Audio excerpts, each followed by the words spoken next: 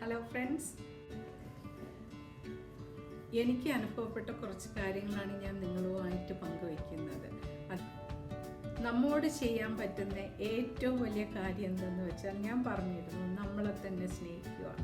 നമ്മളെ തന്നെ സ്നേഹിക്കുമ്പോൾ എന്താണ് ഞാൻ അത് ഉദ്ദേശിക്കുന്നതെന്ന് വെച്ചാൽ, നമുക്ക് വേണ്ടി കുറച്ച് സമയം ഒരു ദിവസത്തിൽ തിരഞ്ഞെടുക്കണം. നമുക്ക് സൂട്ടബിളായൊരു ടൈം, അതായത് നമ്മുടെ വീട്ടുകാര്യങ്ങൾ അല്ലെങ്കിൽ ജോലിയെല്ലാം കഴിഞ്ഞതിന് ശേഷം ഒരു 30 മിനിറ്റെങ്കിലും നമുക്ക് വേണ്ടി സ്വന്തമായിട്ട് ചിലവാക്കുക. അതായത് നമ്മുടെ സെൽഫ് കെയർ, നമ്മളെ ഹോബി, നമ്മളെ എക്സസൈസ്, നമ്മളെ റീഡിങ് അല്ലെങ്കിൽ റൈറ്റിംഗ് മുതലായവയ്ക്ക് വേണ്ടി സമയം കണ്ടെത്തുക. എഴുതാൻ കഴിവുള്ളവരാണെങ്കിൽ എഴുതുക, വായിക്കുക, പാട്ട് പാടുക, ഡാൻസ് കളിക്കുക. ഏത് ഏജിലും ആയിക്കൊള്ളട്ടെ, നിങ്ങൾക്ക് ഇഷ്ടമുള്ളത് പരിശീലിക്കുക.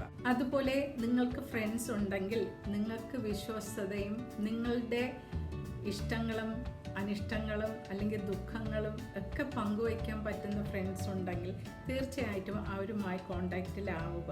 എപ്പോഴും നമുക്കൊരു വിഷയം വന്നാൽ അതിനെ ജഡ്ജ് ചെയ്യാതെ അത് സ്വീകരിക്കാൻ തയ്യാറായിട്ടുള്ള ഫ്രണ്ട്. നമുക്ക് സമൂഹത്തിൽ എന്തെങ്കിലും ചെയ്യാൻ പറ്റുകയാണെങ്കിൽ തീർച്ചയായിട്ടും അത് ചെയ്യുക. അതുപോലെ തന്നെ ദാനാദി കർമ്മങ്ങളിൽ ഏർപ്പെടുക. നമ്മൾ മറ്റുള്ളവരെയും സ്നേഹിക്കുക. അതുപോലെ ഹെൽപ്പ് ആവശ്യമുള്ളപ്പോൾ ഹെൽപ്പ് ചെയ്യേണ്ട കാര്യങ്ങളാണെങ്കിൽ ഹെൽപ്പ് ചെയ്യുക. ഒരു നല്ല കാര്യം ചെയ്തു എന്നുള്ള സന്തോഷം നമ്മളുടെ ഉള്ളിനെ നല്ല ഹാപ്പിയാണ്. വൺസ് എ മന്തിലെങ്കിലും പുറത്ത് പോയി ഡിന്നർ കഴിക്കുക അല്ലെങ്കിൽ ലഞ്ച് കഴിക്കുക. വൺസ് ഇൻ എ വൈൽ ഒരു ഫിലിം കാണുക. അതുപോലെ തന്നെ ഉല്ലാസയാത്രകളിലും പങ്കെടുക്കുക. ഫ്രണ്ട്സുമായിട്ടോ വീട്ടുകാരുമായിട്ടോ എങ്ങനെയായാലും ശരിയാണ്, അറ്റ്ലീസ്റ്റ് വൺസ് എ മന്ത് ഒരു ഹാഫ് എ ഡേ സ്പെൻഡ് ചെയ്യും. നമ്മുടെ കാലാവസ്ഥയ്ക്ക് അനുയോജ്യമായ വസ്ത്രങ്ങൾ തിരഞ്ഞെടുക്കാൻ ശീലിക്കുക. ചൂടുകാലത്ത് കോട്ടൺ വസ്ത്രങ്ങൾ ധരിക്കുക. 2 നേരം കുളിക്കുക. അതുപോലെ തന്നെ ഇന്നർ വെയർസ് കോട്ടൺ തന്നെ തിരഞ്ഞെടുക്കാൻ ശ്രമിക്കണം.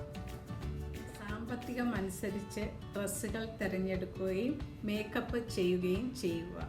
നമുക്ക് ഒരു ഏജ് ഒന്നുമില്ല മേക്കപ്പ് ചെയ്യാൻ. എത്ര വയസ്സായാലും നന്നായിട്ട് ഒരുങ്ങി നടക്കുക.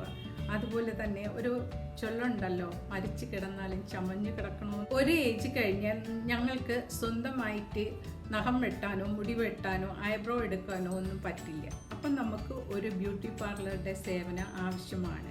അവരവരുടെ സാമ്പത്തിക ഭദ്രത അനുസരിച്ച് നമുക്ക് ചെയ്യാൻ പറ്റുന്ന ട്രീറ്റ്മെൻറ്റുകൾ ചെയ്യുക. അവരുടെ ഹെൽപ്പ് നമുക്കുണ്ടാവുന്നതാണ്. നമ്മൾ തിരഞ്ഞെടുക്കുന്ന സ്ഥലം നമുക്ക് യോജിച്ചതാകണം. അവിടെ കിട്ടുന്ന സേവനവും നമുക്ക് യോജിച്ചതാവണം. അവരോട് ഡൗട്ടുകൾ ചോദിച്ച് എന്തൊക്കെ ചെയ്യാമെന്ന് ഡിസ്കസ് ചെയ്തതിന് ശേഷം ചെയ്യുക.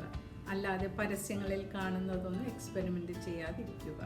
അവരവരുടെ സ്കിന്ന്, അവരവരുടെ ശരീരപ്രകൃതി എല്ലാം അവർക്ക് മാത്രമേ അറിയാവൂ.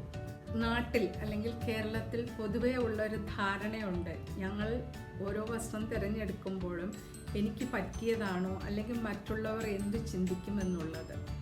നമ്മൾ എന്താ ചെയ്യേണ്ടതെന്ന് വെച്ചാൽ, ഓരോരുത്തർക്കും ഓരോ ശരീരപ്രകൃതമാണ്. അപ്പോൾ അത് യോജിച്ചും കാലാവസ്ഥയ്ക്ക് അനുയോജ്യമായ വസ്ത്രങ്ങൾ തിരഞ്ഞെടുക്കുക. ഒരു പ്രായം കഴിഞ്ഞാൽ സാരി ഉടുക്കാൻ വളരെ ബുദ്ധിമുട്ടാണ്. അങ്ങനെയുള്ളവർ ചുരിദാറും ടോപ്പും ഒക്കെ ധരിക്കാൻ ശ്രമിക്കുക. നമ്മളുടെ ഈ വേനൽക്കാലത്ത് നല്ല ചൂടാണ്. 2 നേരം കുളിക്കുക. ഇതെല്ലാം ആകുമ്പോൾ തന്നെ നിങ്ങൾ ബ്യൂട്ടിഫുൾ ആയില്ലേ, ഹാപ്പി ആയില്ലേ? So B beautiful, bold, happy and healthy.